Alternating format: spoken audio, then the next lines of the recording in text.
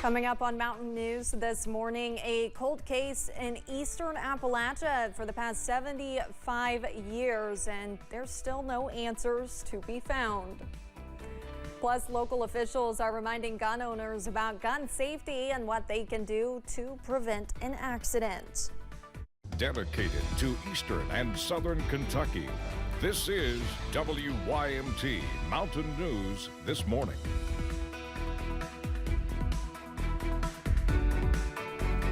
Good morning, I'm Olivia Calfee. We are coming up on 6:30 on Friday, June 28th. Now let's go on ahead and send it over to meteorologist Tim Drawbridge for a look at your forecast this morning. Good morning, Olivia. Good morning, everyone. 61 outside our door right now of WYMT. The haze and the fog been trying to develop. Hasn't quite gotten there yet, and that's a good thing as we try to get you out the door here on a Friday morning. Visibility is still at 4 miles at Harlan. Otherwise, we're looking good. No, we're looking good. We're feeling good right now. Not so by the time we get into the afternoon, so enjoy what we have with 60s right now. We'll all be close to 90 this afternoon with a significant increase with the humidity. We got thicker cloud coverage. You look to the north and west. The steering flow at the surface, though, with high pressure now shifting off to our east, is coming in from the south and southwest. That's the reason why we're going to see this surge with humidity today. A lot of sunshine, up close to 90 for the afternoon high, popping some isolated showers or thunder showers, and again, not all of us will see that action. I think we all have an opportunity to see the activity for tomorrow. Those details with your First Alert 7-day forecast. A look ahead toward the 4th of July as well, coming up in a few moments. Olivia? All right, Tim, thank you. A Paintsville man has been sentenced to 1 year and 1 day in prison after committing a federal hate crime. According to court documents, Brian Adams reportedly joined a Louisiana 5th grade class on Zoom in October of 2020. Adams joined the classroom with a name resembling a racial slur. He then joined under a different name, calling teachers and students slurs, adding that he would hang them by a tree. Adams is to report to prison next month.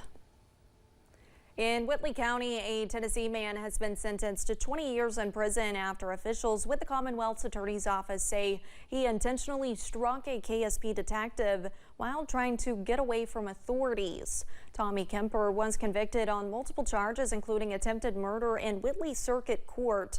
It happened when Kemper was involved in a pursuit involving a stolen vehicle. A man convicted of murder in Pulaski County has been sentenced to life without the possibility of parole.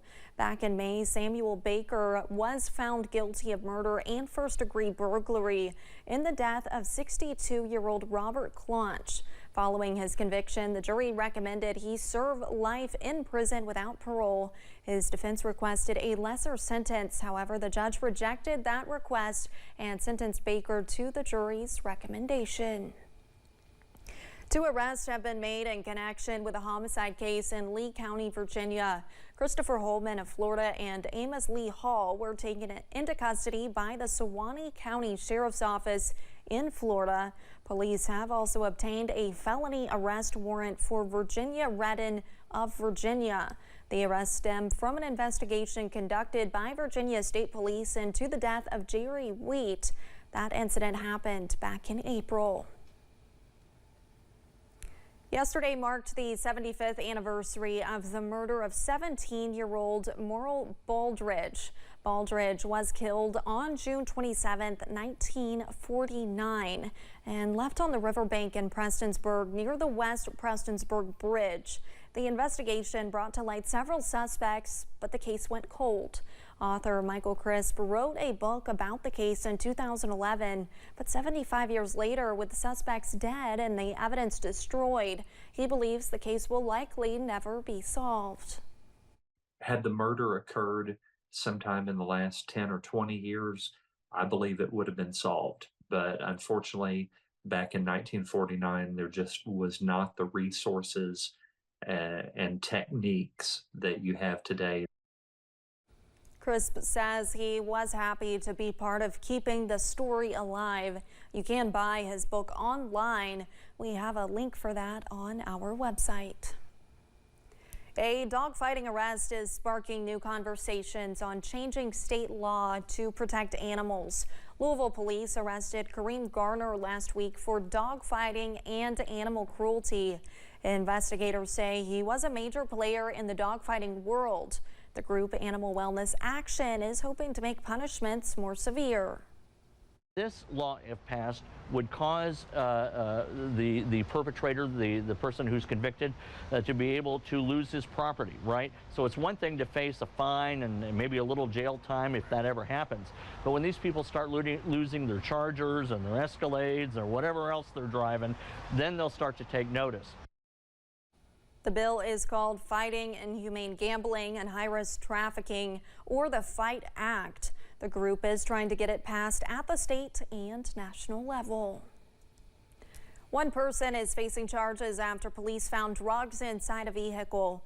On Monday, deputies with the Floyd County Sheriff's Department were in the Toller Creek area when they pulled a vehicle over, driven by 46-year-old Devanya Bradford. Deputies later discovered crystal meth, a meth pipe, digital scales, and some plastic baggies. Bradford was taken to the Floyd County Jail.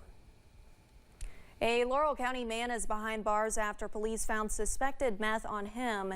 It happened Tuesday night at Brockminton Road, about 10 miles from London. Laurel County Sheriff's deputies were conducting an investigation in the area.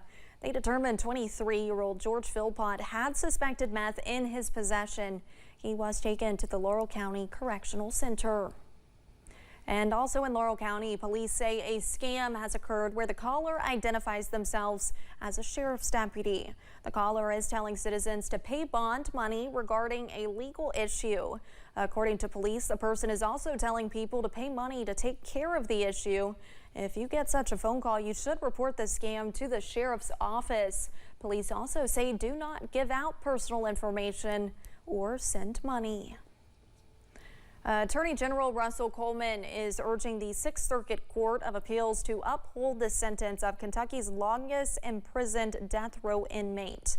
Carol Jean White killed Charlie Gross of his wife Lula Gross and Sam Cheney in Breathitt County in 1979. He was convicted and sentenced to death in 1980, 44 years ago. Coleman is asking the court to, quote, deny this last-ditch appeal and clear the way for lawful punishment. The U.S. Surgeon General Dr. Vivek Murthy declared gun violence a public health crisis earlier this week. WYMT's Amelia Lee was in Laurel County to find out what people in the area, as well as officials, are doing to promote gun safety. Police in Corbin say you should know how to use and properly store a firearm. Generally, parents should go ahead and keep their guns locked up in a safe. Most important, in my opinion, and most people's opinion, is the education part. Children need educated. Typically, they don't understand the consequences that are involved in handling a firearm. Jesse Williams is the manager at the Center Target Firearms and Indoor Range in Laurel County. He says safety is the first priority. Whenever I purchased a new firearm or I was issued a new firearm, I would let my children look at it. I'd let them, I answered their questions. I could go store it, put it up. They was done with the curiosity part of it, because I was worried if I take it and hide it from them, they're gonna go look for it when I'm not around. Williams says it's important to keep your gun locked up. He says you can use a lockbox like one of these, or you can even lock the gun itself. Very, very important aspect of owning a firearm is definitely, the safety of the children in the home. We advocate training. We advocate letting your kids in on the training as well, teaching them firearm safety. Corbin police say practicing safety is especially important here. And people like guns here, and it's something that if we're going to have them, we're going to have to educate everyone about how to use them and how to keep them stored safely. The Center Target Firearms and Indoor Range offers classes and training. In Laurel County, Amelia Lee, WYMT Mountain News. Classes at the range include group and individual. They also give out locks when a firearm is purchased. The Safer Kentucky Act takes effect in July. Lawmakers passed it in April after a veto from Governor Beshear.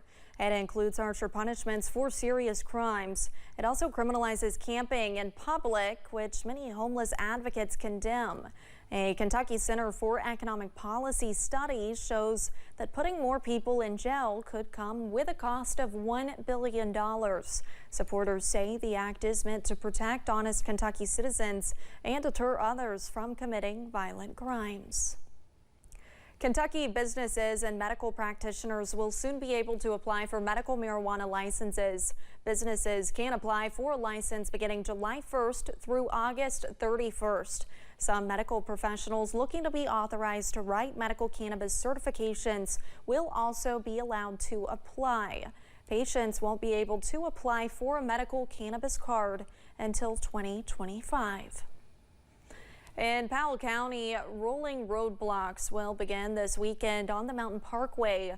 Drivers who use the parkway between Stanton and Slade should prepare for temporary road closures on Sunday. Crews will be repairing overhead cable. Signs will be in place to assist drivers. The closing is expected to last about an hour on Sunday morning.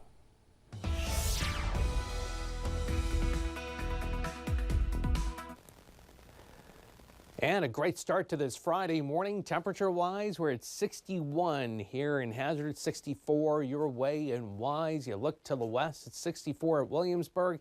Mid-60s as well as you make your way toward Moorhead. Guess what?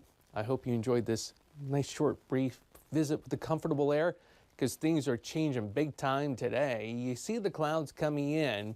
Lexington, Louisville, right along 64. It's pretty much where the thickest of cloud cover in this moisture will stay, because at the surface, we've got high pressure steering in the low-level moisture. Low-level moisture meaning the increase of humidity and a muggy feel to the air late this afternoon into tonight. Little fog to start things off this morning. Could be a shower or thunder shower popping up this afternoon. The high in Hazard and a lot of locations in eastern and southern Kentucky. Close to 90 this afternoon. A look ahead to the weekend forecast. That's coming up in a few moments. Olivia? Thanks, Tim, and thank you for joining us. The time is now 6:40. Still to come on Mountain News this morning. It was a rocky first presidential debate of 2024 as both candidates raised many questions for their parties.